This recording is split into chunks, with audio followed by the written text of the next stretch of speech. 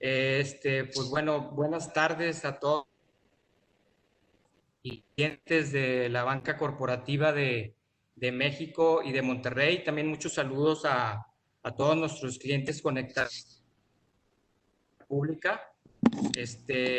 Yo soy Héctor Aguirre, soy director de la banca transaccional de la oficina de Monterrey, y pues para mí pues es muy grato darles una cordial bienvenida y agradecerles mucho su asistencia a este seminario al que llamamos Secuelas de la Pandemia, Nuevos Modelos de Negocios. Pues este seminario nos parece muy interesante dado el entorno actual que está impactando en lo profesional y en lo personal en estos días y también a las empresas en las que laboramos. Creemos que es muy importante tener una idea en la relación a lo que podría pasar una vez que la pandemia acabe. Y un punto muy relevante son los nuevos modelos de negocio que surgirán como parte de adaptarse al cambio. Yo quiero hacer mención que este webinar es preparado y coordinado de la mano con el CIFEM, que es el Centro de Investigación para para familias de empresas del IPADE. Esto gracias a la alianza con BBVA en pro de la investigación y el enriquecimiento de contenidos, aprovechando toda la experiencia de cada uno de ellos y buscando que esta información sea de beneficio en la toma de decisiones de cada uno de ustedes. A mí, hoy me da mucho gusto presentar a nuestro amigo, el expositor del día de hoy, el doctor Carlos Ruiz. Carlos es profesor actualmente del área de política de la empresa del IPADE. También está a cargo hoy del programa, de la dirección de programas In Company. Y pues bueno, Carlos tiene una trayectoria de más de 30 años en el IPADE como catedrático, también ocupando diferentes puestos directivos, y cuenta con una gran experiencia en programas en seminarios, programas y diplomados de alta dirección. Y también Carlos es consultor estratégico y miembro del Consejo de Administración en diferentes empresas en México. Antes de comenzar y hacer la palabra a Carlos, a mí me gustaría más comentar muy rápidamente que en el seminario estará abierto el chat para que todos ustedes puedan formular sus preguntas, las cuales voy a canalizar con mi compañera Ángeles Machorro.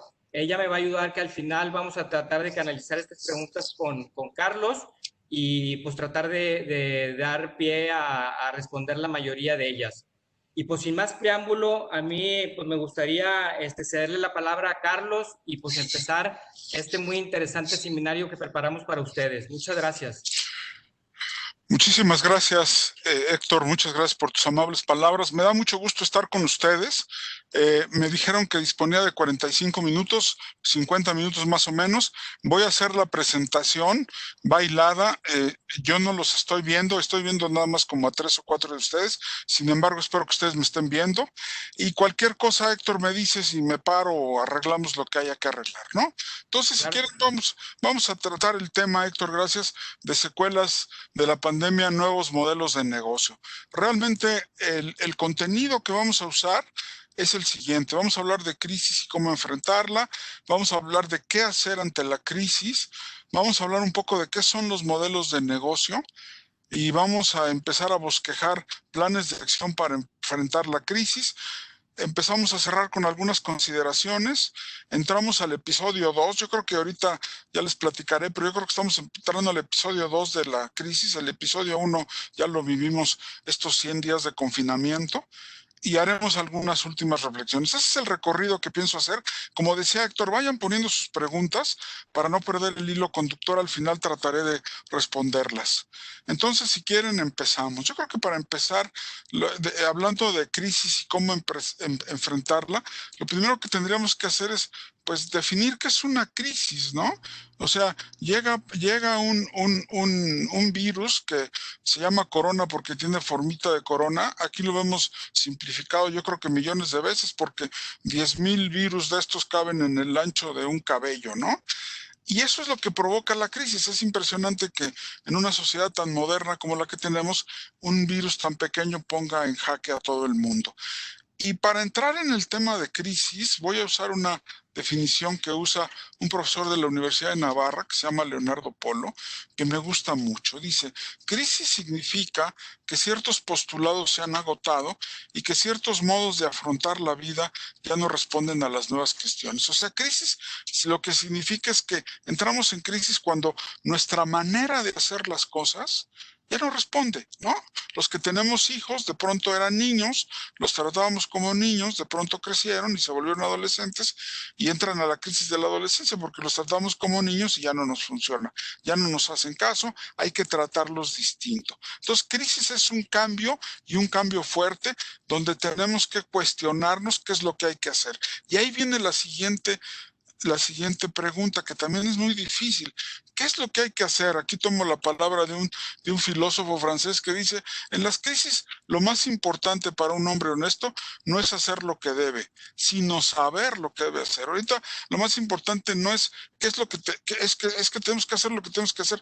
Bueno, estoy de acuerdo, hay que hacerlo, pero ¿qué es lo que hay que hacer? O sea, la crisis nos llama, y bueno, en el IPADE trabajamos mucho eso, a hacer un diagnóstico y a tomar una decisión. Es decir, nos llama a tomar una decisión de qué es lo que hay que hacer.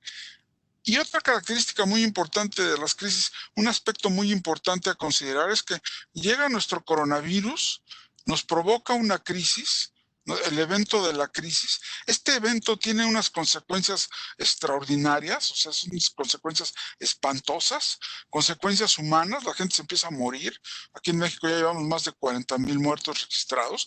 Consecuencias económicas, se supone que este año queríamos crecer entre el 2 y el 3%.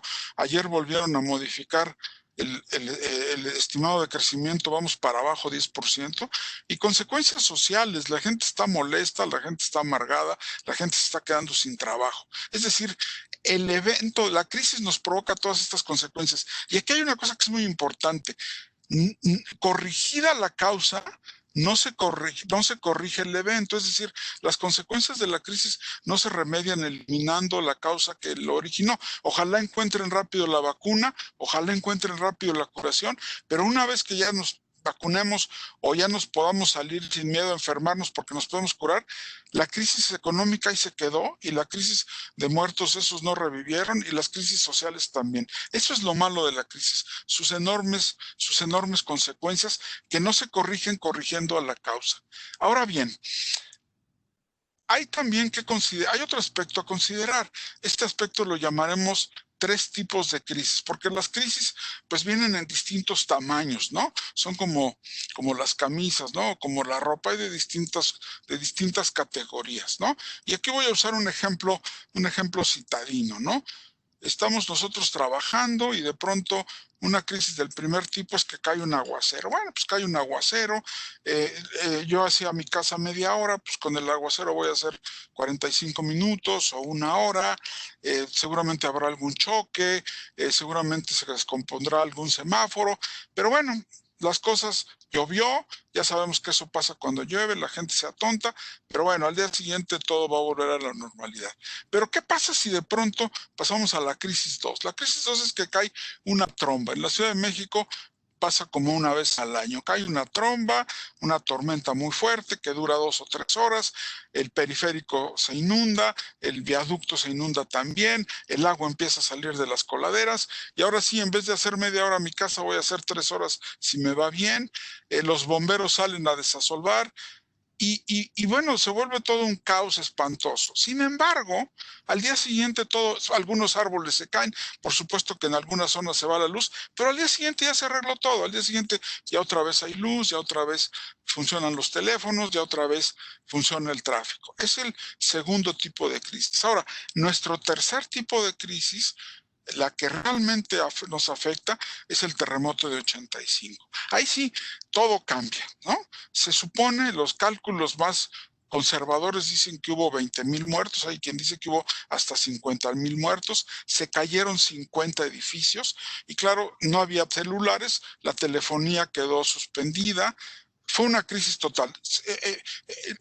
Pasaron muchas cosas. Una de las consecuencias que hubo es que la gente se empezó a organizar para rescatar gente, ¿no? Hay gente que dice que la democracia en México es producto o es consecuencia de que la gente se dio cuenta de que ellos se podían organizar, ¿no? El caso es que se cambiaron la manera de hacer las cosas. En México, en la Ciudad de México se cambió el reglamento de construcciones, se empezaron a dar cursos para qué hacer en casos de siniestro. Y bueno, el ejemplo más impactante de que esto funcionó es que en el temblor que hubo hace un par de años, también el 19 de septiembre coincidentemente, no se cayeron 500 edificios, se cayeron 5 y no hubo 20,000 muertos. Sí hubo muertos, un poco menos de 200, pero claro, ya los niños, las personas sabían qué es lo que tenían que hacer, las construcciones estaban hechas para resistir y se supervisaron bien. Es decir, cambiamos la manera de hacer las cosas y estuvimos mejor preparados para la siguiente crisis. Entonces, acuérdense, una crisis es algo que nos cambia radicalmente la manera de hacer las cosas. Una crisis es algo que nos provoca efectos que después no se corrigen corrigiendo la causa, y una crisis una crisis de esta magnitud nos hace realmente cuestionarnos todo, ¿no? Porque las crisis ya no son lo que eran antes, ¿no? Como decía Simón Signoret, las crisis ya no vienen como antes. Yo estuve haciendo cuentas y ahí tienen ustedes una lista de las crisis que a mí me han tocado vivir, ¿no? La primera en 68, yo tenía 14 años, fue la crisis del 68 de los estudiantes, la del 76 de la devaluación de Echeverría, la de 86 la nacionalización de la banca, y ahí me sigo. Hemos vivido 10 crisis. Claro, la crisis que estamos viviendo ahorita es la peor de todas, ¿eh? La de 2008 estuvo muy fea, pero además vean, llevábamos ya 12 años sin crisis, o sea, nos habíamos curado en salud, creíamos que ya no iban a llegar y de pronto llega esta, ¿no? Y entonces aquí viene la gran pregunta, ¿no? Bueno, está bien, ya estamos en crisis, ¿y ahora qué vamos a hacer? ¿No? Pasa un poco, vean este dibujito que lo usamos en unas sesiones que dimos sobre manejo de crisis. Pasa un poco que yo voy caminando y quiero pasar al otro lado, pero el puente está roto. Entonces, ¿qué tengo que hacer? Pues o me subo en una lanchita como los de la izquierda, o me subo un parapén como el de arriba, o me arremango los pantalones y trato de cruzar caminando. Es decir, la manera, me regreso a la definición de crisis, la manera de solucionar las cosas ya no me sirve, el puente ya no funciona, tengo que inventar otra manera, el puente ya no me va a resolver. Y eso es un poco lo que tenemos que hacer. Lo primero que tenemos que tener muy claro es cuál es el objetivo. Me imagino que todos ustedes lo que quieren ahorita es conservar su negocio, no perder su negocio, porque seguramente entraron en una crisis donde las ventas se les han de haber caído espantosamente. Por eso estamos hablando de modelos de negocio. Ya hablaremos más adelante con más detalle. Pero entonces, lo primero que tengo que tener muy claro es qué es lo que tengo que hacer. Fíjense qué curioso. Este abril de 2020 marca el 50 aniversario de esta misión, la misión Apolo 13, que después hicieron una película muy buena que les recomiendo mucho. Hace 50 años estos 3 astronautas salieron a la Luna en un cohete Saturno V, ya habían recorrido 280,000 kilómetros, es decir, el 97% del viaje, y faltándoles unos cuantos kilómetros, les explota un tanque. Les explota un tanque y eso hace que se les acabe el oxígeno. Se quedan con muy poco oxígeno. El oxígeno era muy importante porque lo tenían que utilizar como combustible y lo tenían que utilizar para respirar.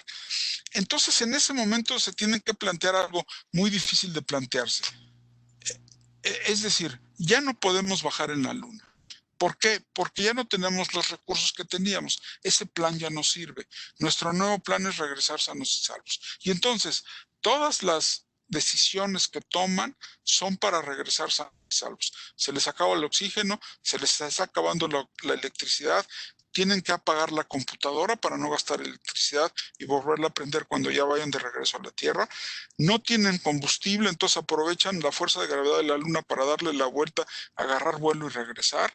En fin, tienen que tomar una bola de decisiones siempre pensando en regresar sanos y salvos. Y esa es una de las cosas que tenemos que aprender en una crisis. Lo primero que hay que hacer es decir qué es lo que quiero y inmediatamente todas las decisiones que voy a ir tomando se van a ir alineando a eso que es lo que quiero. Aquí pasa un poco, y aquí Héctor se acordará de este ejemplo que usamos mucho en el IPADE, que lo que hace a ustedes directores distintos es el saber prudencial. ¿Qué es el saber prudencial? Es lo que ustedes aplican cuando tienen un problema, cuando tienen una situación distinta, que no está en un libro o que no está en los textos que usaron cuando hicieron la licenciatura. Tienen una situación distinta, tienen un problema, y lo primero que hacen es diagnosticar para saber dónde están. Ya que hicieron un buen diagnóstico, deciden, toman una decisión, deciden a dónde ir, y ya que tomaron esa decisión, ejecutan, es decir, llevan a cabo su decisión, logran lo que se propusieron.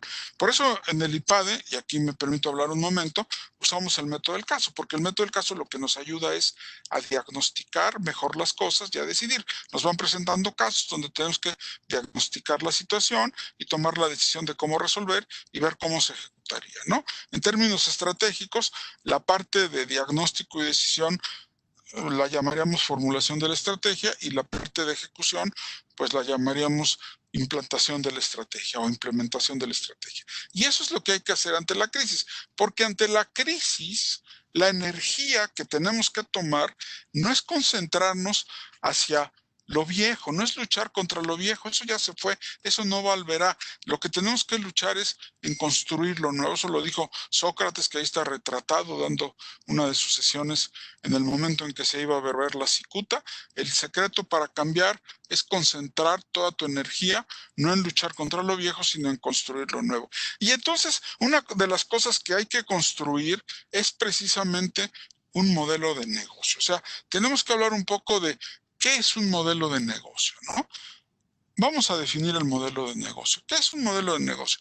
Un modelo de negocio nos describe las siguientes bases. En primer lugar, ¿quién es el cliente?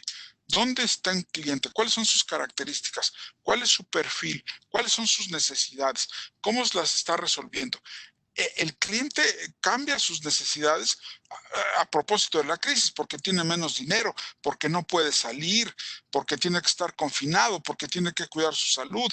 En fin, tiene necesidades cambiantes, ya no va a ser nuestro mismo cliente. Al mismo tiempo, tenemos que pensar qué es lo que le estamos ofreciendo, cuál es nuestra propuesta de valor. Ese es otro elemento del modelo de negocio. ¿Qué le estamos ofreciendo? ¿Cómo le estamos ayudando a resolver sus necesidades? ¿Cómo estamos haciendo para entregarle lo que le ofrecemos? ¿Cómo producimos y entregamos? ¿Cuál es nuestro delivery?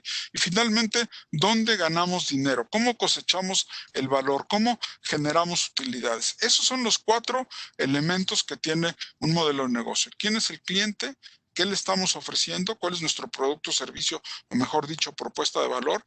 ¿Cómo hacemos esa propuesta de valor? ¿Y cómo cosechamos? ¿Cómo cosechamos el valor, ¿no? A la parte de producir, los americanos le llaman delivery, por eso le puse ahí delivery. Vamos a ver un ejemplo muy rápido que todos ustedes conocen de un modelo de negocio que ha resultado muy exitoso, que es nada menos que Domino's Pizza, ¿no? Domino's Pizza, pues vamos a empezar. ¿Quién es el cliente de Domino's? Bueno, pues ahí lo tienen ustedes, ¿no? O están en una junta en el trabajo y se alargó y quieren comer algo, o están viendo un partido de fútbol y quieren comer algo y no quieren cocinar, o simplemente es una reunión de amigos y bueno, pues de pronto alguien quedó de llevar la comida y piden unas pizzas, ¿no? Ese es, digamos, el cliente que lo que quiere es comida buena, de cierta calidad, y que se le entreguen a domicilio. Y lo que le ofrecemos nosotros es precisamente esa propuesta de valor. Bueno, en primer lugar, una pizza, ¿verdad? Pues por supuesto, pero es una pizza muy particular porque es a la hora que tú quieres, en el lugar que tú quieres, con los ingredientes que tú elijas dentro de la gama de ingredientes de Domino's, hecha a la medida, a tu medida, porque es donde tú quieres, a la hora que tú quieres y con los ingredientes que tú quieres, garantizada, te la entregan en 30 minutos. Yo ya no sé si todavía tienen la garantía de si no es gratis, pero sí te la garantizan, o por lo menos te reponen algo, Y esa es tu propuesta de valor. Ahora, ¿cómo le hago yo para poder entregar esa propuesta de valor? O sea, ¿qué es lo que tengo que hacer para lograr que esa pizza llegue a la hora que tú quieres, en el lugar que tú quieres, en el momento en que tú quieres, con los ingredientes? Pues ahí ya es la hora donde yo me organizo para producir y entregar, ¿no? Hay una señorita que está tomando el pedido, al tomar el pedido lo está capturando, al capturarlo salen 2 hojitas, una hojita se va a las cajas que ven ustedes atrás para repartirla, otra hojita se la dan al señor del fondo que está armando la pizza, y al mismo tiempo, ya que la armó, la meten a un horno. No sé si han visto los hornos de Domino's Pizza. No tienen puerta, tienen una banda sin fin, echan la pizza de un lado y cuando sale del otro lado ya está horneada. Se tarda como 12 minutos. Ya que sale, la suben rápidamente a una motocicleta y te la reparten. Es decir, fíjate cómo, y además con esto de la pandemia, la entrega es con 0 contacto, ¿no? Fíjense cómo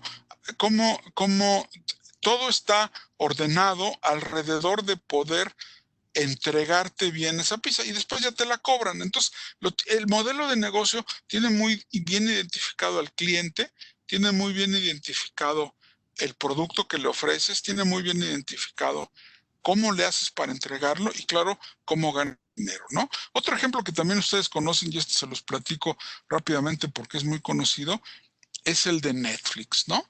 Netflix, el servicio de streaming de películas, ahí está el fundador, Reed Hastings, ¿no? Que dice, si el secreto de Starbucks es que sonrías cuando te dan tu café, porque te lo hicieron a la medida, el secreto de Netflix es que Netflix se adapta a tus gustos. Por eso te van preguntando y por eso cuando prendes la pantalla te preguntan quién eres, porque ya tienen muy bien registrado en una base de datos cuáles son tus gustos para hacerte sugerencias, ¿no?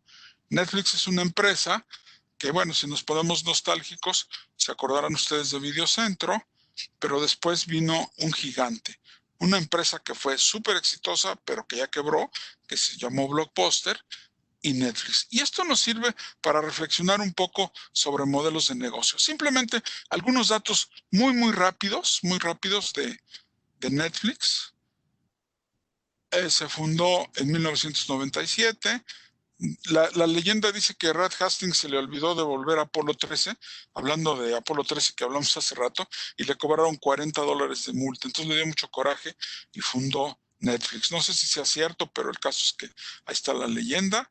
En 2006 tenían 70,000 títulos, rentaban DVDs, tenían 55 millones de DVDs y tenían 6 millones de suscriptores. Tenían un sistema por computadora donde tú te apuntabas y entonces ellos te enviaban por correo la película. Cuando la terminabas, la metías en un sobre y la aventabas a un buzón y en ese momento te mandaban tu siguiente película. Tú podías hacer tu lista de películas. Aquí estamos hablando no de estrenos, estamos hablando de películas. En cambio, Blockbuster lo que te vendiera un estreno y te cobraba por cada vez que la llevabas. Claro, el sistema de entrega de Blockbuster, ustedes recordarán, tenías que ir al Blockbuster, tenías que ver si había la película que querías, si no había, rentabas otra o te regresabas decepcionado, ¿no? Pues así tenía que ser porque no había streaming. Claro, rápidamente pasamos de los VHS, de los videos a los DVDs y de los DVDs al streaming. Parece que se nos olvida, pero así era antes, ¿no? Blockbuster, imagínense, tenía en Estados Unidos 5,194 locales, es decir, el 70% de la población de Estados Unidos vivía a menos de 10 minutos de Blockbuster. Esto, cuando uno lo platica, dice, es una ventaja competitiva extraordinaria. ¿Por qué?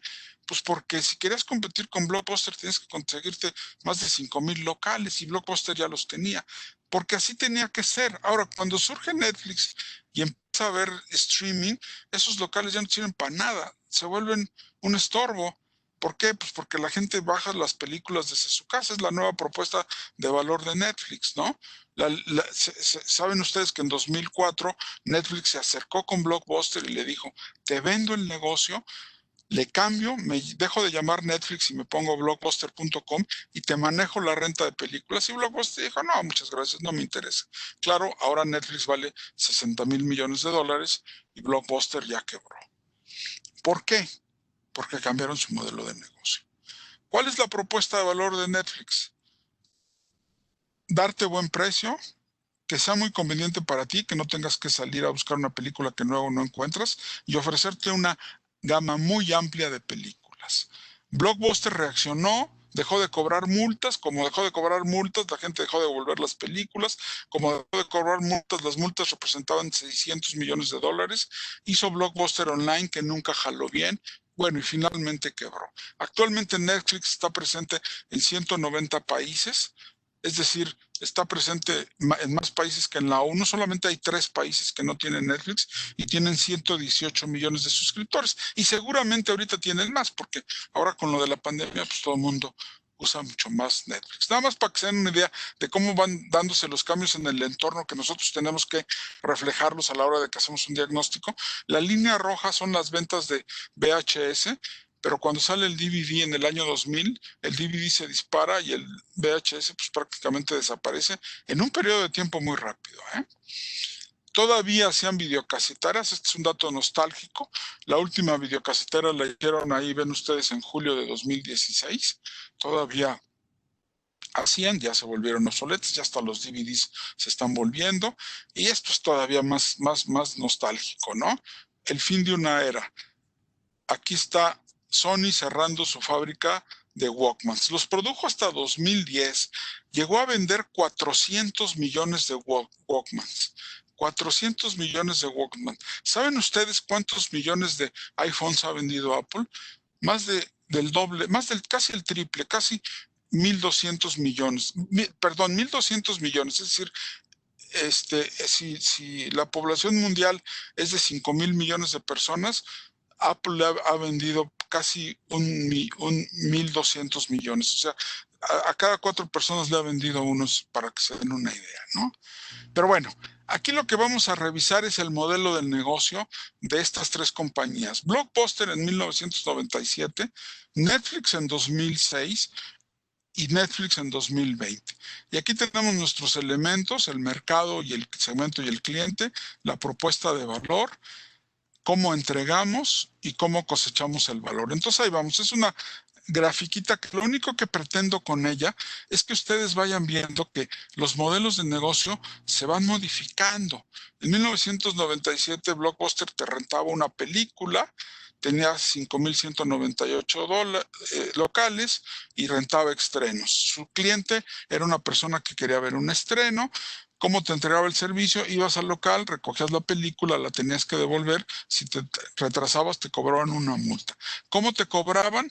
Por película. Tenían un catálogo y también tenían películas de catálogo a menor precio y te vendían videos. Entra Netflix, primero te hacía una renta mensual con derecho a 3 películas, no tenía locales, tú los pedías por tu computadora y te llegaban, no había multas. Tú agarrabas tu sobrecito, lo metías a un buzón y a un sobre y lo echabas a un buzón. El segmento no es alguien que quiera tantos estrenos, sino que quiera tener catálogo. Su base de datos es muy importante. Te llegaba tu DVD por internet, se usaba mucho el correo y tú pagabas una renta mensual que te daba derecho a 3 películas. Esto cambió en 2007 y ya para 2020 lo que te ofrecen es streaming ilimitado a nivel global. Tú te vas a Estados Unidos, a Europa, a Japón y puedes entrar a Netflix. Puedes tener varios usuarios simultáneamente. Tiene muy buena relación con los clientes. Tiene perfil para cada cliente. ¿Cómo te entregan el servicio? Como las pizzas de Domino's, en cualquier lugar, a cualquier hora y siguiendo tus gustos. O sea, te están entregando a la medida. No sé si ustedes lo sepan, seguramente sí, pero cuando tenías que tomar un avión, bajabas una película de Netflix, la tenías ahí en tu iPad o en tu teléfono o en tu computadora y la podías ir viendo en el avión. O sea, se volvió realmente muy conveniente. Y pues ya, ¿cómo te cobran? Pues te cobran una renta mensual de 10 o 12 dólares con derecho a todas las películas. Fíjense ustedes que aquí describimos muy rápidamente 3 modelos de negocio distintos, pero estos 3 modelos de negocio distintos tienen una característica práctica. Cada uno de estos modelos de negocio estuvo muy bien enfocado en su momento. En su momento lo que hizo Blockbuster estuvo muy bien, pero cuando ya el poder de computación fue avanzando, el Internet se fue haciendo más normal, el ancho de banda se fue haciendo más normal y el streaming funcionó, era un modelo de negocio obsoleto. ¿A quién le iba a interesar salir a recoger una película cuando prendiendo la computadora o la televisión o el iPad o la tablet podía acceder a ella? ¿A quién le gustaba ir a recoger una película que a lo mejor no había? Cuando aquí, pues si está en el catálogo, está y la puedes rentar. Es decir, los modelos de negocio responden a las necesidades del mercado en un momento dado. Y eso es lo que tenemos que pensar. Ahorita vamos a pasar a bosquejar un plan de acción para la crisis, pero lo que tenemos que pensar es que para cada situación hay un diagnóstico y para cada diagnóstico hay una decisión y a lo mejor ahí tenemos que retomar nuestro modelo de negocio. Entonces, vamos viendo que tenemos que bosquejar un plan de acción para la crisis. Agarramos nuestro portafolio, nuestro paraguas y vamos saliendo. Es un plan de acción que, si ustedes quieren, va a tener 3 pasos, ¿no? El primer paso es muy importante y se llama supervivencia. Lo primero que tienes que hacer es no morirte, quedarte encerrado en tu casa o buscar que tu empresa no quiebre, ¿no? Vas a tener altibajos, pero por lo menos trata de que sobreviva. De ahí vas a pasar al paso 2, que te vas a empezar a reorganizar. Acuérdense ustedes del Apolo 13. Lo que los americanos llaman retooling. Se tenían que reorganizar y acomodar sus prioridades y sus actividades para lo que venía, para tratar de regresar. Y el paso 3 ya entras a la nueva realidad. Es decir, ya empiezas a buscar crecimiento, ¿no? En el paso 1, tu objetivo es sobrevivir, mantenerte vivo, no morirte y mantener la operación de tu empresa. En el paso 2 ya te empiezas a reorganizar, te empiezas a resistir. Que lo primero es que no te maten y lo segundo es te empiezas a preparar para volver a crecer. Y lo tercero, pues ya es el crecimiento. Ahí ya el objetivo es regresar a la normalidad, o mejor dicho, a la nueva normalidad. Es una normalidad que va a tener otras reglas. Ahorita vamos a ver algunas. Y tenemos que buscar esa nueva rentabilidad. Cuando estamos en el tema de la supervivencia, tenemos que cuidar mucho el efectivo, dicen los financieros. El cash is king. Tenemos que estar muy cerca de los clientes para ver cuáles son sus necesidades, conocerlas muy de cerquita. Tenemos que diagnosticar el mercado, tenemos que dar nuestra propuesta de valor es sobrevivir y ayudar a sobrevivir. Y tenemos que revisar nuestra estructura, cómo estamos en operaciones, cómo está la estructura comercial, qué cosas sobran. Me decía Federico da Cuba, un profesor del IPADE, es como si hicieras presupuesto base 0, ¿no? Tienes que empezar con una hoja en blanco, ¿no? En la parte de reorganización ya viene la parte de replantear la estrategia o el buscar incrementar tu mercado, buscar dónde está la rentabilidad, dónde está el dinero y, por supuesto, cuestionarte mucho lo que estamos viendo ahorita, detectar qué oportunidades puedes resolver o aprovechar y ver cómo puedes mejorar o modificar tu modelo de negocio con los 4 elementos que ya habíamos mencionado. Porque aquí al pasar a la fase de crecimiento, lo que tendrás que buscar es ejecutar la nueva estrategia. A lo mejor tienes que hacer una nueva oferta digital. La digitalización está avanzando muchísimo. Saber, por supuesto, cómo ejecutarla y ir recuperando la rentabilidad a través de tu nueva propuesta de valor, ¿no? Ahí realmente tienes que pensar en tus nuevos mercados, cómo vas a conquistar o cómo vas a ubicar y establecerte en nuevos mercados, ¿no? Y aquí ya podemos pasar entonces a unas primeras conclusiones, a unas primeras consideraciones, perdón. En primer lugar, estos momentos de crisis te impulsan mucho la creatividad. O sea, cuando estás con el agua al cuello te vuelves muy creativo y eso empuja mucho la innovación. Después también hay que pensar que habrá perdedores y ganadores, ¿no? ¿Quiénes son los perdedores? El turismo, están en la lona, las aerolíneas, o sea, Aeroméxico funcionó el mes de mayo al 8% de capacidad, pues ya entró a Chapter 11. Las navieras que tienen barcos ahí estacionados, que no nadie quiere hacer un crucero. Automotriz, aunque veremos que automotriz quizá no tanto, construcción que está muy detenida y por supuesto restaurantes. ¿Quiénes les está yendo bien? Les está yendo bien a las empresas que se dedican a la salud, a los laboratorios, a los hospitales, a la agricultura. La gente va a tener que seguir comiendo y además, como ahora cocina más, pues le gustan más los alimentos más naturales, más orgánicos. La comida procesada para comprar comida, los servicios médicos y todo lo que tiene que ver con negocios de redes y soluciones, ¿no? Fíjense ustedes que ayer precisamente, por eso ahorita decía que quería hacer esta presentación, salió un artículo en Expansión donde tomaron a las 140 empresas que hay en bolsa y vieron que de esas 140 nada más como 30 han aumentado su valor de mercado. Y escogieron a las más importantes, ¿no? Y son estos son ganadores, empresas resistentes a la crisis. Estas son cómo han aumentado en valor de mercado desde el 27 de febrero, que fue cuando se confirmó el primer caso de coronavirus en México. GNP, pues todo el mundo está comprando seguros. ¿Por qué? Pues para estar asegurados para el caso de enfermarse. Y además, como los accidentes han bajado, ¿y por qué han bajado? Pues porque todo el mundo dejó de usar su coche y entonces hubo menos choques y entonces pues están teniendo más utilidades. Fibra Prologis, ¿qué es Fibra Prologis? Es una fibra que construye. Pues no que la construcción estaba muy amolada, pues sí, pero estos están especializados en hacer naves industriales. Entonces la firma del nuevo Tratado de Libre Comercio pues les ha ayudado muchísimo porque estos son los que hacen las naves industriales que va a haber a propósito del tratado. Ahorita vamos a hablar de eso. José Cuervo, ¿qué vende? Pues bebidas alcohólicas, pues es que la gente está tomando más en estos tiempos de crisis, ¿no? Alpec, que es una compañía regia que se dedica a la minería. Ahorita los metales están subiendo mucho, es una compañía me parece que de Alfa, y ahorita pues el oro va a 30% arriba este año, la plata también ha subido, Grupo México y Industrias Peñoles están en las mismas, son empresas de minería. La Comer, bueno, pues la Comer está vendiendo como locos porque mucha gente está cocinando y comiendo en su casa, igual que Grupo Bimbo. Esta inmobiliaria de Aguascalientes también está yendo bien. Gruma, pues está en Monterrey. El Grupo Maseca, pues está vendiendo muchas tortillas.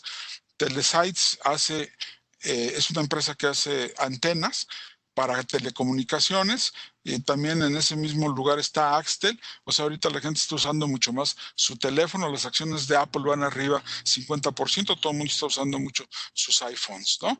Value, un grupo financiero, le está yendo muy bien, y Genoma Lab también. Entonces, como ven ustedes, también hay quien va ganando, ¿no? Hay quien le está yendo bien, ¿no? Y bueno, hablando también de perdedores y ganadores, hay que tener mucho cuidado con el factor humano. Hay que cuidar mucho a la gente. Va a haber nuevas reglas del juego, va a haber cada vez más home office, va a haber cada vez más aprendizaje online y aprendizaje no online. Va a seguir habiendo aprendizaje no online. Muchos profesores dicen que es la verdadera manera de aprender bien, lo malo es que no se puede, pero vamos a empezar a revalorizar también nuestras relaciones familiares porque estamos conviviendo más con la familia y vamos a revalorizar más el estar más preparados para lo que venga. Vamos a tener que desarrollar resiliencia, que es esa capacidad de aguantar la presión y no quebrarnos. O sea, nos doblamos, pero no nos rompemos. Vamos a tener que reducir los costos y gastos al mínimo minimorum, a cuidar el efectivo al máximo maximorum. Vamos a tener que pensar en escenarios catastróficos, si no es que ya los estamos viviendo, escenarios en que las ventas se caen entre 50 y 70% y es muy difícil conseguir recursos. Hay que conciliar y no enfrentar dilemas diabólicos, que es cierro, quiebro y pierdo todo, o los pongo a todos a trabajar y se enferman y los pongo en peligro de muerte. Bueno, pues tenemos que dirigir es conciliar esos intereses, ¿no? Y hay que escanear mucho el entorno, hay que estar cada vez más preparados, hay que ser mucho más proactivos, hay que buscar mucho más oportunidades, ¿no? Un ejemplo de creatividad que a mí me gusta mucho, que lo vi hace poco, se los paso hasta en inglés, es este aeropuerto en Lituania, que pues la verdad es que ya nadie está volando, el aeropuerto está cerrado, entonces lo volvieron a autocinema. Pues ya tenían espacio, se consiguieron una pantalla, entonces la gente va a ver el cine en su coche, ¿no? Como en los autocinemas de antes. Claro, la gente pues quiere ir al cine, pero no puede porque los cines están cerrados, porque pues se hacen contagios adentro. Entonces estos amigos ya lo hicieron y seguramente esto lo leyeron en Walmart, porque ¿qué creen? En Walmart en Estados Unidos están transformando los estacionamientos en autocinemas, ¿no? Los autocinemas a partir de agosto van a usar sus estacionamientos para proyectar películas. Es decir, tenemos las instalaciones, no está yendo nadie a Walmart, pues vamos a usar el estacionamiento para que la gente pueda ir al cine porque no puede ir al cine como normalmente iba. Y aquí pasa una cosa muy curiosa. En todo este tema de la crisis, lo que yo llamo el ejemplo del náufrago, ¿no? El ejemplo del náufrago consiste en lo siguiente. Imagínate que tú vas en un barco y se hunde. Imagínate que no te tocó lugar en la lancha salvavidas y que estás ahí flotando en medio del océano. Tu primera reacción va a ser no morirte, sobrevivir. O sea, vas a tratar de flotar. Pero si solo haces eso, te vas a morir porque te vas a cansar y te vas a ahogar. Entonces, tienes que ir hacia tierra firme, tienes que tratar de salir de ahí. Y si ves la tierra firme, pues qué fácil, te pones a nadar hacia ella. Y si no, pues mira, te imaginas hacia dónde está, porque más vale que te mueras tratando de salvar tu vida a que te mueras por indecisión, por no tomar una decisión, ¿no? Normalmente no tienes todos los elementos a la mano, ¿no? Entonces, eso nos marca muy bien los dos pasos que yo les mencionaba. Primero, flotar y seguir vivo. Segundo, esperar de manera proactiva lo que viene. Y es que aquí entramos al episodio 2. Ya pasó la seclusión y ya entramos al episodio 2. Es como esas películas, ¿no? I love sequels, dijo Schwarzenegger cuando tomó posesión como gobernador de California en su segundo periodo, ¿no? Seguramente se estaba acordando de la sequel de Terminator 2, que yo creo que es mejor de Terminator 1. O sea, me gusta la segunda parte. Entonces, pues vamos hacia adelante. Es cierto que estamos entre el abatimiento y la esperanza. Este es una editorial que publicó Enrique Quintana en El Financiero a la semana pasada y dice, hay razones para estar abatido, pero hay razones de esperanza, ¿no? Para estar abatido, bueno, pues la pandemia y sus tremendos efectos, entre otros la crisis económica que ya platicamos, la polarización, desafortunadamente se está polarizando mucho la sociedad, ¿no? Lo cual no es bueno, y la falta de opciones que para votar, opciones para cambiar. Pero la esperanza la tenemos con el Tratado de Libre Comercio, que nos da cierta certidumbre a largo plazo, y además nos ayuda a que Estados Unidos ahorita esté con problemas económicos con China, porque eso significa que muchas plantas se van a venir a México.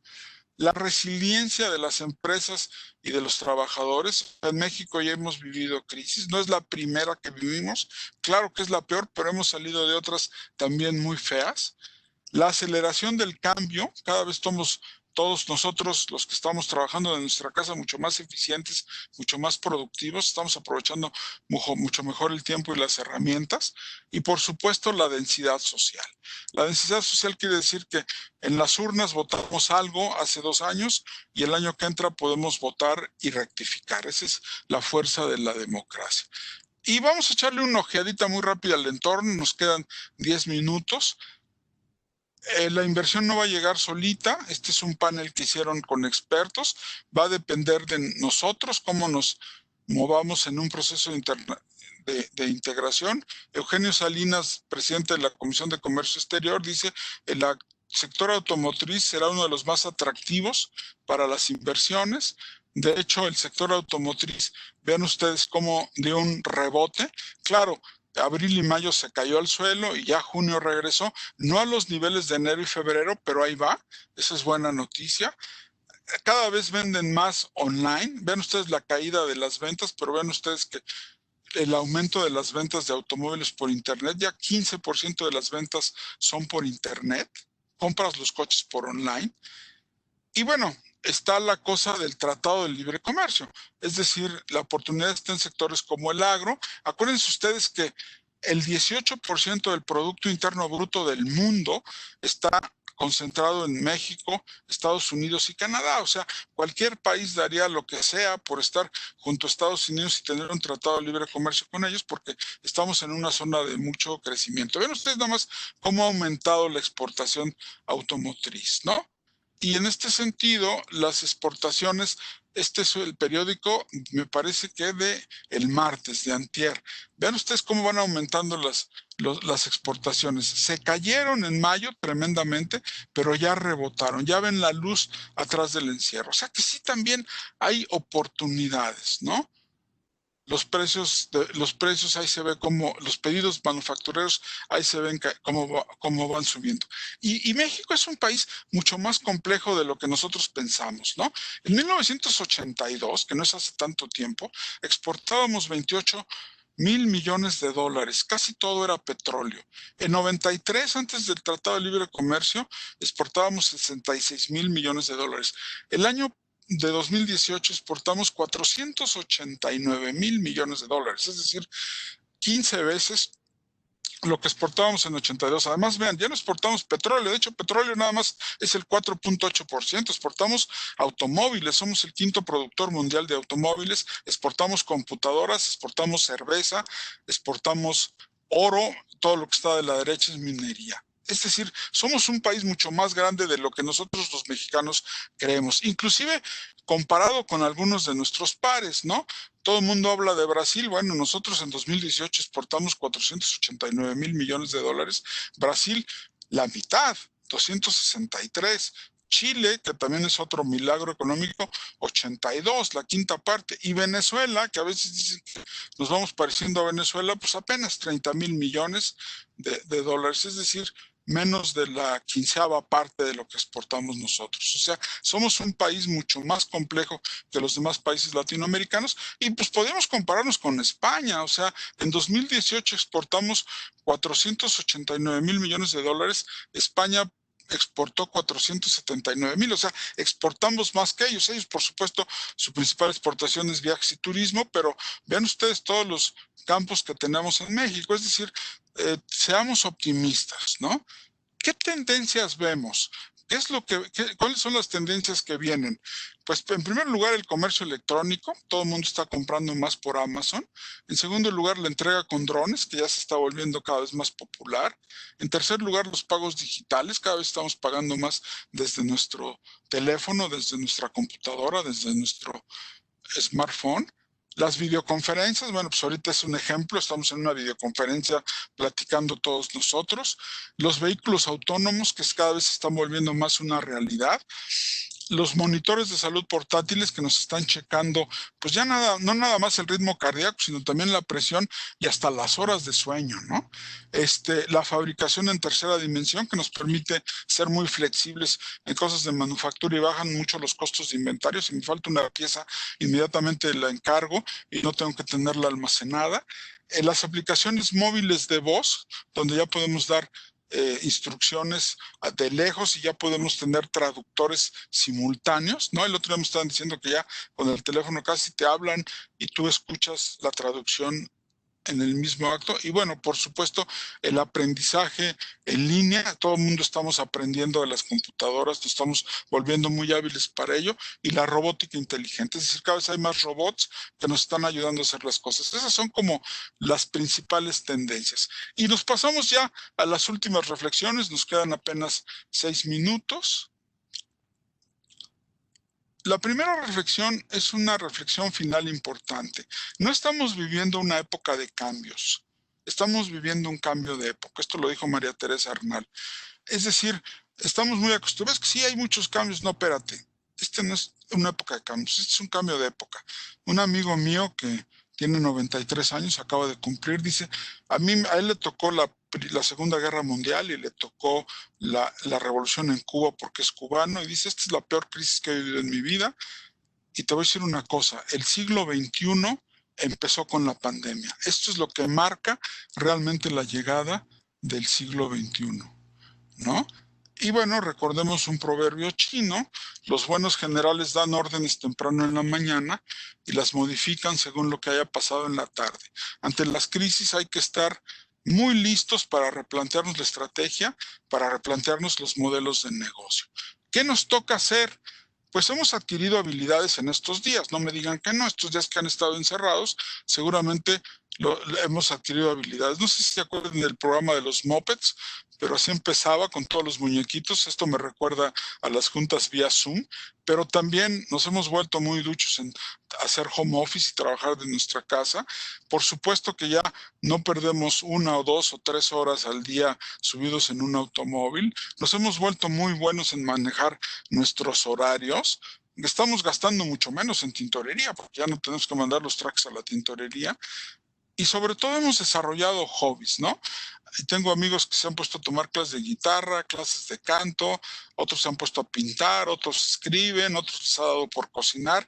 Los hobbies son muy buenos porque te van haciendo desarrollar habilidades, te van haciendo ordenado, te van haciendo tener logros y finalmente te van haciendo laborioso y mejor persona. Entonces, con esas habilidades, pues vamos de gane, ¿no? Vamos de gane. Y ya en serio, esto lo decía Virginio Gallardo, un consultor español, estos 60 días de confinamiento, bueno, ya son 100 días de confinamiento, han acelerado 6 años la digitalización del mundo, ¿no?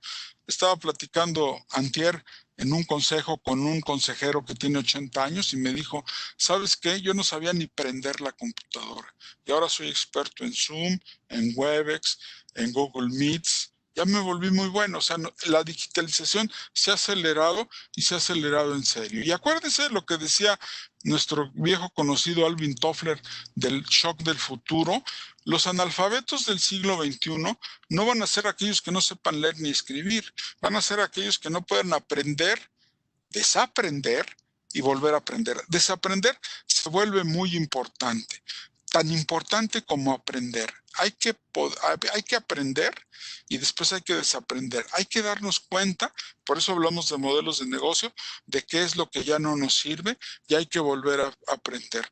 Me despido con un mensaje final del fundador del IPADE, que es un mensaje que me gusta mucho. Carlos ya no lo explicaba mucho mejor, pero no deja de tener mucha fuerza. Dice, estoy donde estoy, parece trabalenguas, pero no es. Estoy donde estoy, no es donde quisiera estar. O sea, nadie quisiera estar en la crisis, nadie quisiera estar en peligro de enfermarse saliendo a la calle, nadie quisiera ver las ventas de su empresa bajar, pero es donde estoy. Estoy donde estoy, no es donde quisiera estar. Pero no voy a donde voy a donde quiero ir. Es decir, si no hago nada, mi negocio va a quebrar. Si no hago nada y no me pongo tapabocas, salgo a la calle, las probabilidades de que me enferme son altísimas. Pero no voy a donde voy. Es decir, voy a cambiar mi comportamiento, voy a diseñar una nueva estrategia, voy a diseñar un nuevo modelo de negocio y voy a ir a donde quiero ir. Entonces, con esto termino. Estoy donde estoy, no donde quisiera estar, pero no voy a donde voy, sino a donde quiero ir. Muchísimas gracias. Con esto termino. Yo creo que con esto me regreso con ustedes. Héctor, muchas gracias. Y ahora sí, estoy listo para tomar preguntas, ¿eh?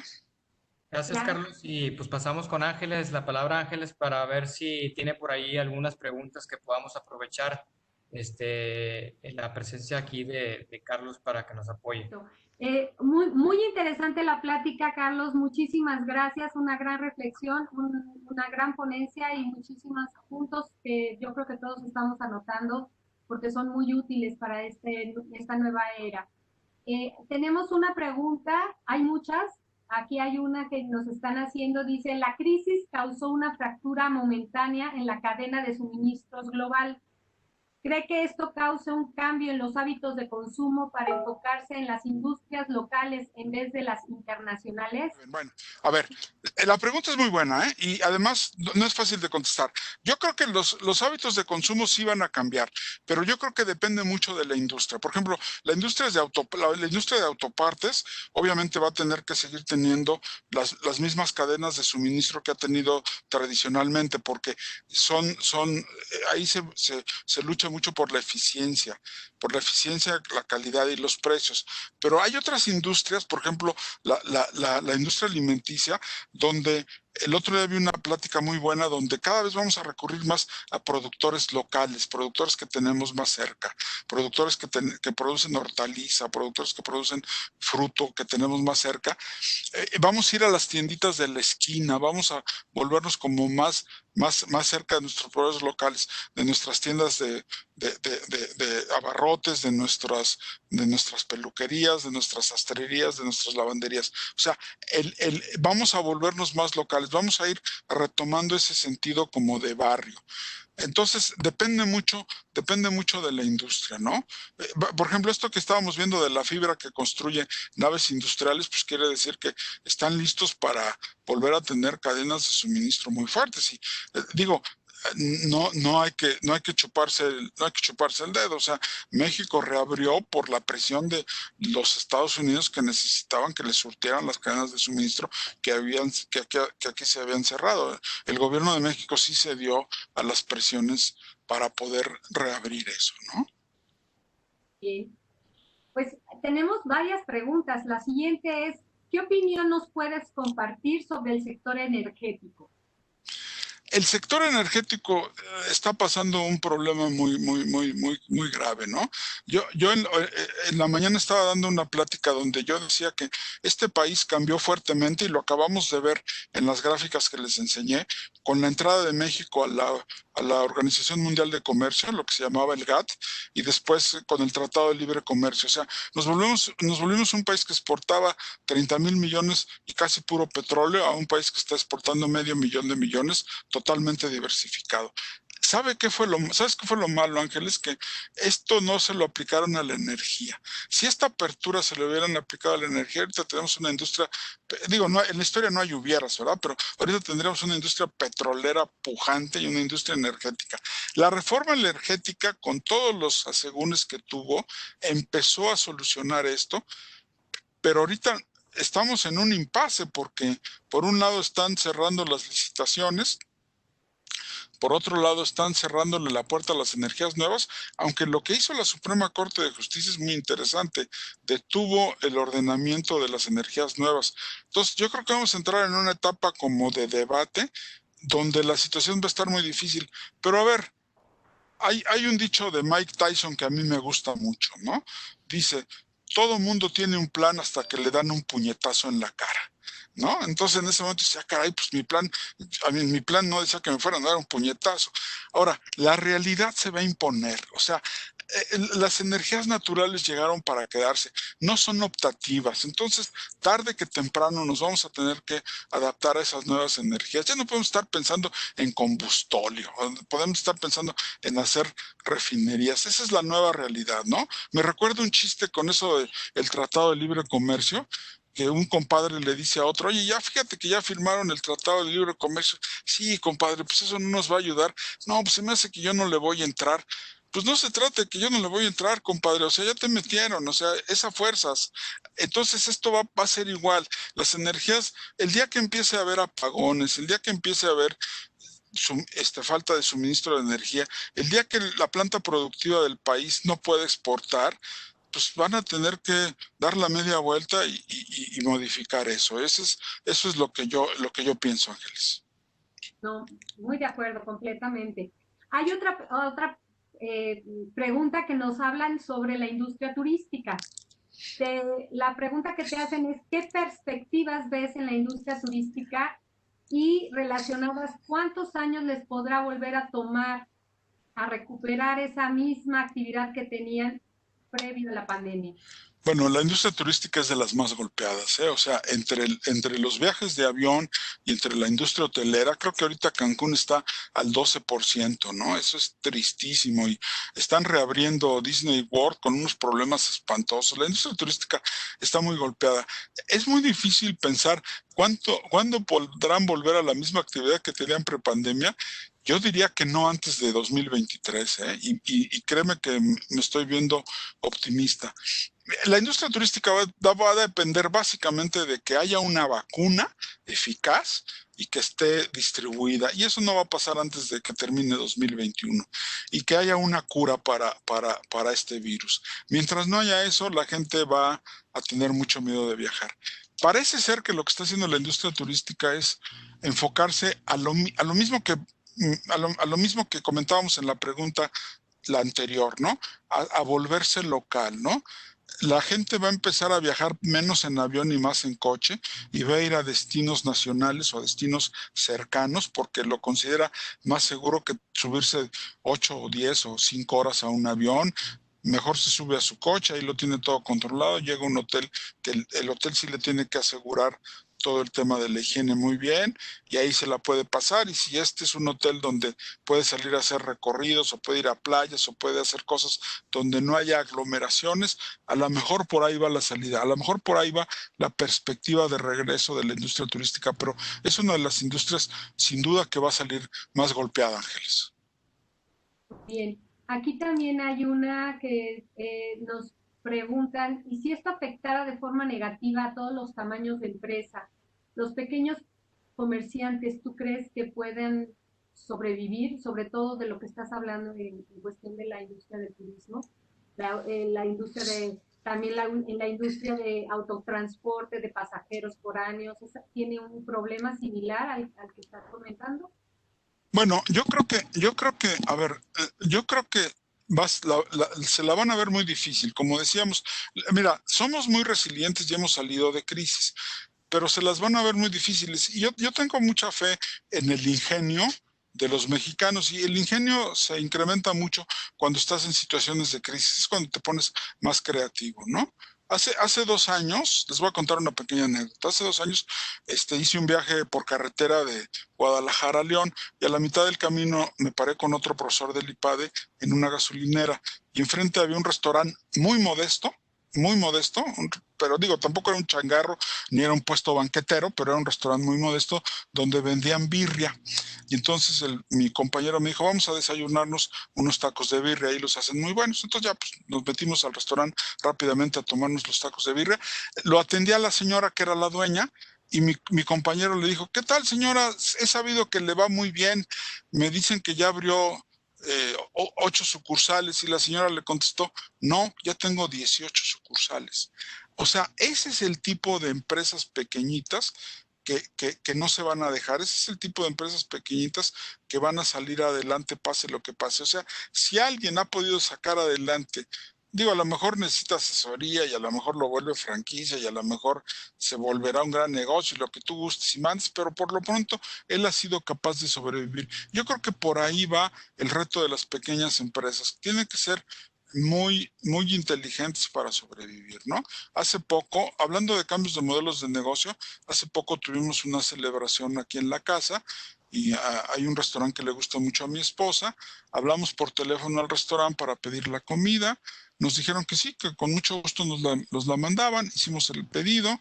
El pedido lo entregó un mesero. Pues ese mesero se reconvirtió de mesero a repartidor, pero pues por lo menos tiene chamba. Había una cosa que venía mal en el pedido. Les dijimos, oiga, nosotros no pedimos esto, pero no se preocupe, todo lo demás está bien. Dice, no, no se preocupe, señora, no se preocupe, ahorita se lo cambio.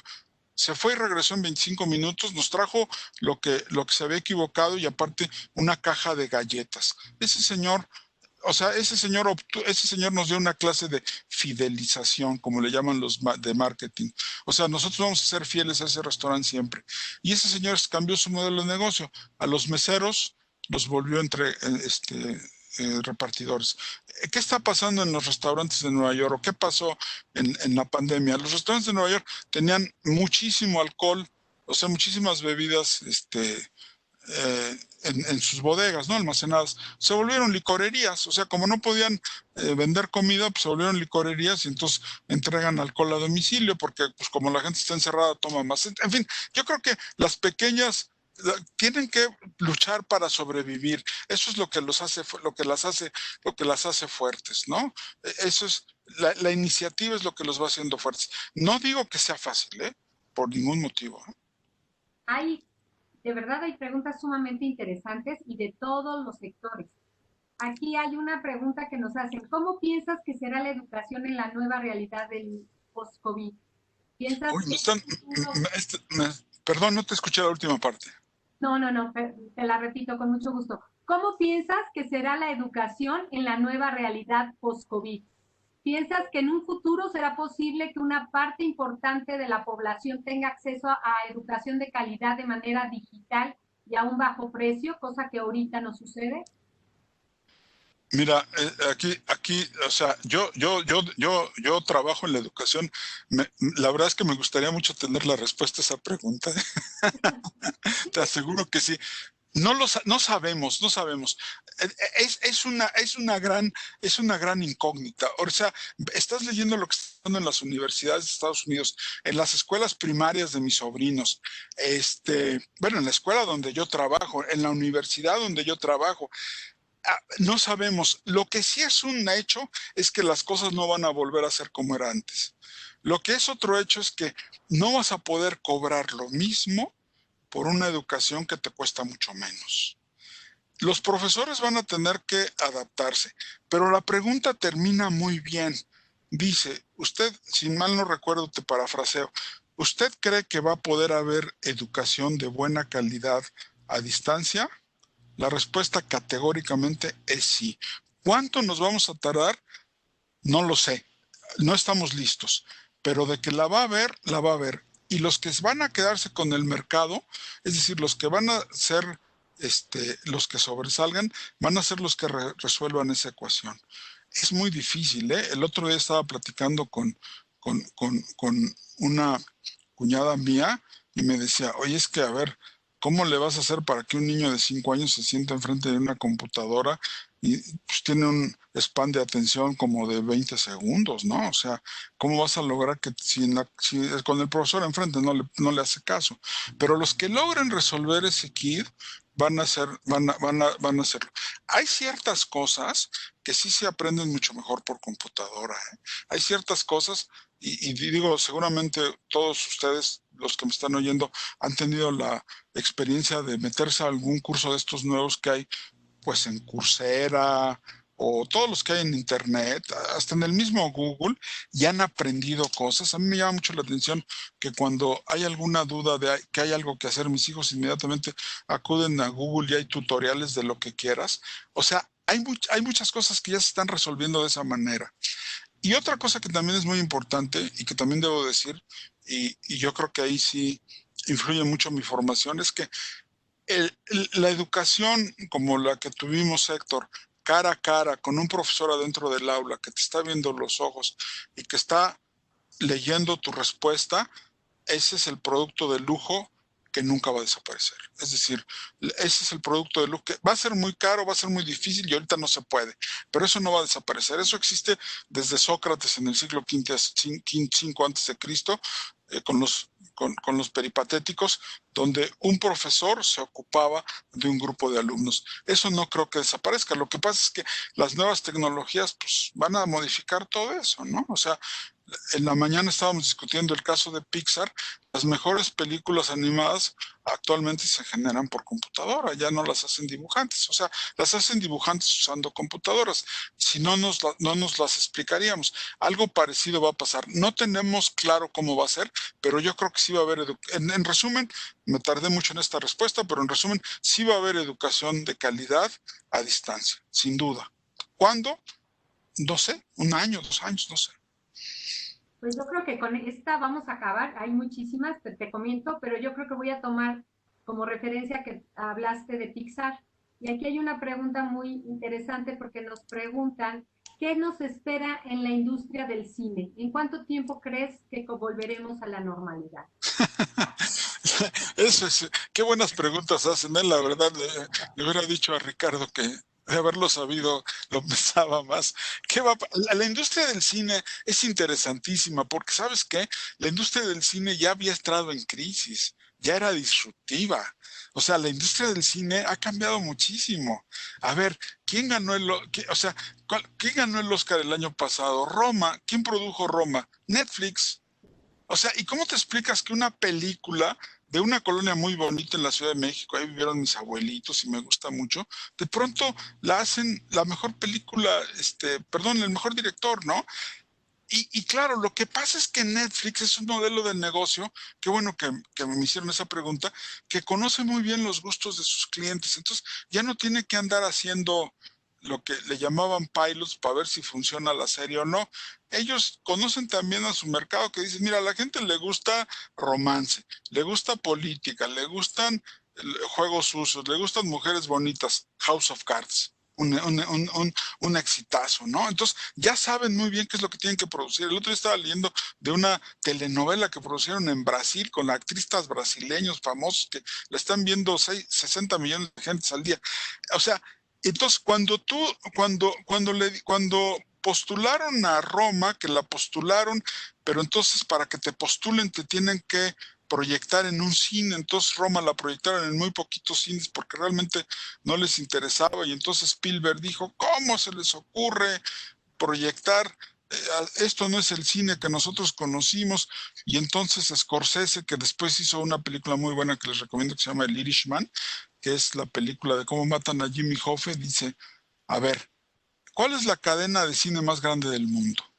No sé, debe de ser, no sé, General Cinema, Cinépolis ya es como la número 3 del mundo. Bueno, Cinépolis, ¿cuántas pantallas tiene? ¿Cuántas pantallas tiene? ¿Cuántos cines tiene? Debe de tener cuando mucho 6,000 o 7,000, o ponle que tenga 15,000, no me importa. Puede tener 20,000. En la India debe tener 5,000. ¿Cuántas pantallas tiene Netflix? Millones. 1,000,000,000. 1,000,000,000. O sea, tú piensas que Netflix tiene 120 millones de suscriptores. Claro, yo estoy suscrito a Netflix, pero la ve mi esposa, mis 2 hijos, o sea, la ven como 4 o 5 personas simultáneamente. Entonces, tú no puedes competir con 1,000,000,000 de pantallas. Entonces, el cine va a sufrir una tremenda transformación. Y ayer en el periódico, en el Financiero, pues ya anunció Cinépolis y Cinemex que están cerrando 13 complejos de cine aquí en la Ciudad de México y en Monterrey. Entre los dos va a ser muy difícil. Es muy bonito ir al cine, pero es muy complicado y es caro. Cuando tú tienes un home office, ¿cómo se llama? Un home theater en tu casa, y puedes ver una película muy bien, a una gran calidad, en high definition, con muy buen sonido, y Netflix te cuesta $10, oye, ni el estacionamiento del cine, por no decir los boletos y tal, ¿no? Aunque claro, es distinto porque es una salida y el cine se ve mejor en el cine y lo que quieras, pero el cine va a sufrir el cine es como para dar una conferencia, va a sufrir muchísimas transformaciones, ya se venía transformando y apenas estamos viendo lo que va a pasar. Van a tener que modificar su modelo de negocio, que de hecho yo creo que Netflix les está haciendo modificar su modelo de negocio.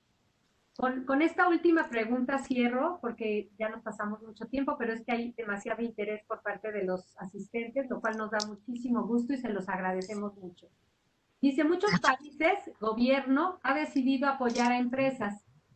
¿Qué opinas del actuar de México en este aspecto para apoyar a las pequeñas, medianas y grandes corporativas? Cada pregunta me la ponen más difícil, o sea, esta sí está, yo no quiero hablar de política, ¿no? Sí, de plano. Bueno, yo creo que también, aquí el gobierno le está dedicando el 1% del PIB, cuando en Europa le están dedicando del 10 al 15% y en Estados Unidos por ahí del 14%, aquí le estamos dedicando muy poquito. Yo creo que hay una enorme insensibilidad y pues yo creo que eso, pues, digo, cada quien se rascará con sus propias uñas, pero yo creo que ese es un grave error, ¿no? Y yo creo que también, perdón que me lo haces decir, pero invertir en productos tan poco rentables con tan poco futuro como hacer otra refinería o hacer un tren que va a destrozar la selva, pues yo creo que son decisiones erróneas. Yo decía que a lo mejor en las elecciones del año que entra se podría ir empezando a redefinir el curso, porque realmente no debemos olvidar que los grandes creadores, y con esto termino, que los grandes creadores de riqueza son los empresarios, ¿no? O sea, son los que tienen la capacidad de realmente crear riqueza. Este es un país que ha crecido y se ha vuelto grande gracias a los empresarios. Es un país que ha alcanzado los niveles que ha alcanzado. Hay muchos problemas de corrupción, hay muchos problemas de falta de ética, hay muchos problemas de desigualdad en la distribución de la riqueza. Pero con todo y todo, el avance que ha tenido en los últimos, pues de 82 para acá, que son los 37 años que les mostré en las gráficas, ha sido formidable. Entonces, si no entendemos, o si el gobierno no entiende que ellos solitos no pueden, porque no es porque no quieran, igual y tienen la mejor de las intenciones, no es que no quieran, perdón, igual y tienen la mejor de las intenciones, es que no pueden, es que son incapaces, no saben cómo generar riqueza. La generación de riqueza solamente la tiene, es una capacidad propia de los empresarios, entonces por eso hay que dejarlos, hay que controlarlos, hay que regularlos, pero hay que dejarlos que creen riqueza, que es lo que saben hacer, ¿no? La sociedad normalmente voltea a los empresarios y les pide que creen fuentes de trabajo, les pide que creen riqueza, porque se da cuenta que las ideologías no lo han logrado de una ideología a otra, que realmente los que realmente son eficaces en creación de riqueza son los empresarios.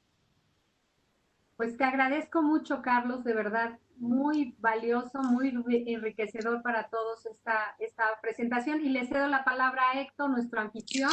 Muchísimas gracias, Ángeles. Héctor, muchísimas gracias. Gracias. Pues bueno, para concluir, quiero aprovechar y agradecer nuevamente a todos nuestros participantes, a todos nuestros clientes, y también quiero transmitirles que próximamente, yo creo que el día de mañana, les estaremos enviando una liga donde podrán accesar tanto a la videoconferencia como también al material que expusimos. Y pues bueno, también pedirles de favor que en su chat, en el Webex les aparece una muy pequeña encuesta de calidad.